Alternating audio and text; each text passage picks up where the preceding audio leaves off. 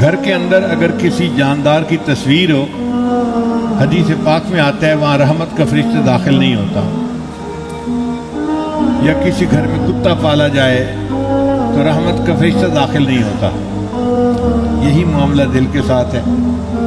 اگر دل میں کسی کی تصویر ہو، کسی سے محبت انسان کر لے اور اس کی تصویر دل کے اندر چھپی ہوئی ہو، بسی ہوئی ہو، پھر اس میں رحمت کا فرشتہ نہیں آتا، اللہ تعالیٰ اس دل میں اپنی رحمتیں نہیں ڈالتے۔ اسی طرح اللہ تعالیٰ بھی بندے کے دل میں شیطان کا داخلہ پسند نہیں فرماتے۔ میرے بندو، تم شیطان کو دل میں کیوں داخل ہونے دیتے ہو؟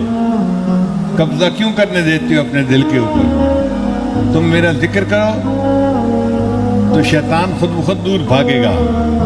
بیت اللہ اللہ کا گھر ہے، اس کے قبضہ کے لیے ایک ابرہہ بادشاہ چلا تھا یمن سے ہاتھیوں کا لشکر لے کے، تو اللہ نے چھوٹے چھوٹے پرندوں کو حکم دیا تھا ان کو کنکریاں مارو، تو انہوں نے کنکریاں مار کے ان کو کھائے ہوئے بھوسے کی طرح بنا دیا تھا، پورا لشکر ہی تباہ کر دیا گیا۔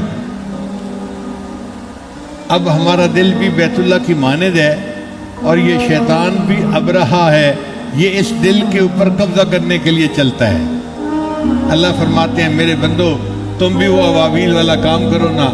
اللہ انہوں نے تو کنکریاں پھینکی تھیں، اللہ فرماتے ہیں تمہیں میں نے کلمہ دیا ہے لا الہ الا اللہ، جب تم پڑھو گے اس کے اوپر تیر چلیں گے اور اس کو کھائے ہوئے بھوسے کی طرح بنا کے رکھ دیں گے۔ تو سالک کو چاہیے کہ لا الہ الا اللہ کی ضربیں بار بار لگائے حتیٰ کہ شیطان دفع دور ہو جائے۔ شیطان کو بھگانا مشکل کام نہیں ہے، انتظام اللہ نے سارے کر کے دیے ہوئے ہیں،